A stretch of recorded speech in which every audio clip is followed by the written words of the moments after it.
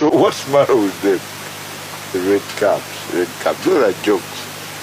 Even now, nze nga nze Kasirye Gwanga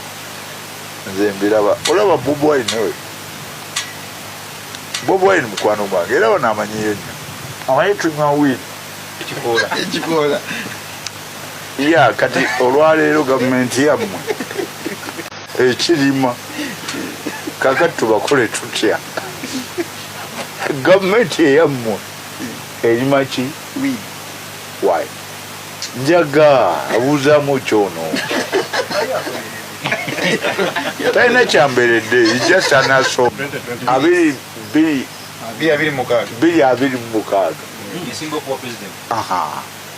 naye kati oh yeah the world will be changed by then you wait you see and I know 226 oli ne Bobi Wine ne 225 alindemu kati agende mu bibye simala mwayisa bubi buli muntu yenna akalaba engeri gye mweyisaamu mikolo gyammwe mwe nga mukulembera eggwanga Uganda ng'erimu abantu ngaffe tugaana oya bajja kukyuka nti akati kati nga bwolaba climate change Bobi Wine abo bagagga ate otunafuya otya in fact will be stronger nti gwe tugambye nti yono era yajja okuti nga na biliyoni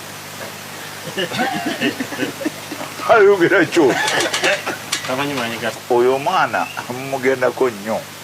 era bebamwe bannamawulire kati yaggambako nti ayagala kubeera nkubuuza bubuuza kati gwe mundowoozayo nga gwe alowooza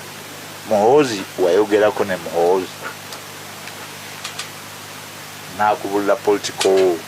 ambition baani tubulire ani mbulirayo omuvubuka owa NRM ayogera ku Muhoozi mumbuulire saava kano kalya seete kagenda nekekolako ngaakakazi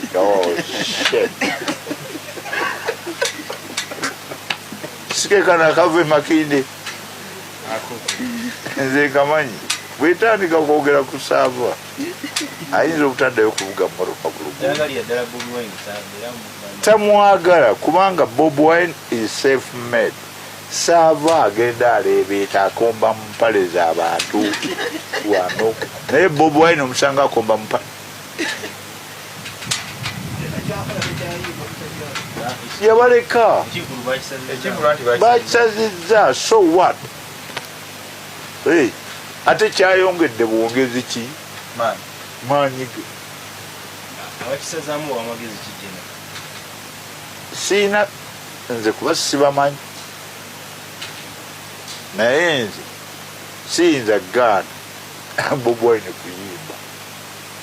oba ayimba ayimbe